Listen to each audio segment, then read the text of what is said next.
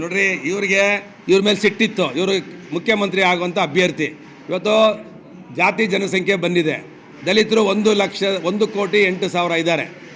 ಈಗ ಯಾರು ಮುಖ್ಯಮಂತ್ರಿ ಆಗಬೇಕು? ಯಾರಾಗಬೇಕು? ಪರಮೇಶ್ವರ್ ಅವರೇ ಕಾಂಪಿಟೇಟರ್ ಇದ್ದಿದ್ದು. ಅವ್ರನ್ನ ಮುಖ್ಯಮಂತ್ರಿ ಕೇಳಿದಾರೆ ಅಂತ ಇಂಥ ದಿನ ಬೆಳಗ್ಗೆ ಆದರೆ ಈ ಕೋಮು ಗಲಭೆಗೆ ಉತ್ತರ ಕೊಡ್ಕೊಂಡು ನೆಮ್ಮದಿ ಕಳ್ಕೊ ಅಂತೇಳಿ ಕೊಟ್ಟಿದ್ದಾರೆ. ಪಾಪ ಅವರು ಸಜ್ಜನ ರಾಜಕಾರಣಿಗಳು. ನಾನು ಅವ್ರ ಬಗ್ಗೆ ಏನೂ ಮಾತಾಡೋಲ್ಲ. ನಾನು ಹೇಳೋದು ಸಿದ್ದರಾಮಯ್ಯನವ್ರಿಗೆ ಏನು ಇವತ್ತು ಜಿಂದಾಬಾದ್, ಪಾಕಿಸ್ತಾನ್ ಜಿಂದಾಬಾದ್ ಯಾರು ಹಾಕ್ಸಿರೋದು? ಸಿದ್ದರಾಮಯ್ಯನವರ ತುಷ್ಟೀಕರಣ ರಾಜಕಾರಣದಿಂದ ಇದಾಗಿರೋದು. ಇವತ್ತು ಬಾಂಬ್ ಬ್ಲಾಸ್ಟ್ ಆಗಿದೆ ಅಂದರೆ ಇದು ಸಿದ್ದರಾಮಯ್ಯನವರ ತುಷ್ಟೀಕರಣ. ಶಿವಮೊಗ್ಗದಲ್ಲಿ ಕತ್ತಿ ಜಲಿಸ್ತಾರೆ ಅಂತ ಹೇಳಿದ್ರೆ ಯಾರ ಕಾರಣಕ್ಕೆ? ಸಿದ್ದರಾಮಯ್ಯನವರು ಸಪೋರ್ಟ್. 10,000 ಕೋಟಿ ಕೊಡ್ತೀನಿ. ಆ ಕೆ ಜಿಯಲ್ಲಿ ಡಿ ಜಿಯಲ್ಲಿ ಗಲಾಟೆ ಇರೋಂಥವ್ರನ್ನೆಲ್ಲ ಬಿಡುಗಡೆ ಮಾಡಿಸಿ ಅಂತ ಹೇಳಿ DK ಶಿವಕುಮಾರ್ ಲೆಟ್ರ್ ಬರೀತಾರೆ. ಬಾಂಬ್ ಬ್ಲಾಸ್ಟ್ ಇರೋವನ್ನ ನನ್ನ ಬ್ರದರ್ ಅಂತಾರೆ ಇವರು.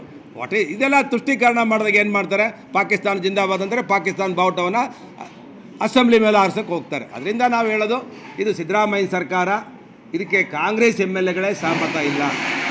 ಇದು ಅಳಿವಿನ ಒಂದು ಅಂತ್ಯಕ್ಕೆ ಹೋಗ್ತಾ ಇದೆ. ಇದಕ್ಕೆ ಜನಾಭಿಪ್ರಾಯ ಇಲ್ಲ. ಆ ಜನಾಭಿಪ್ರಾಯ ಇದ್ದರೆ ಸಮೀಕ್ಷೆಗಳು BJPಗೆ 22 ಸ್ಥಾನ ಬರುತ್ತೆ ಅಂತ ಯಾರೂ ಹೇಳ್ತಿರ್ಲಿಲ್ಲ. ಬೆಂಗಳೂರಿನಿಂದ ಮಂಗಳೂರುವರೆಗೆ, ಬೀದರ್ನಿಂದ ಚಾಮರಾಜನಗರದವರೆಗೆ ನಿಮ್ಮ ಸುದ್ದಿ ನಿಮ್ಮದೇ ಭಾಷೆಯಲ್ಲಿ. ಕರ್ನಾಟಕ ತಕ್.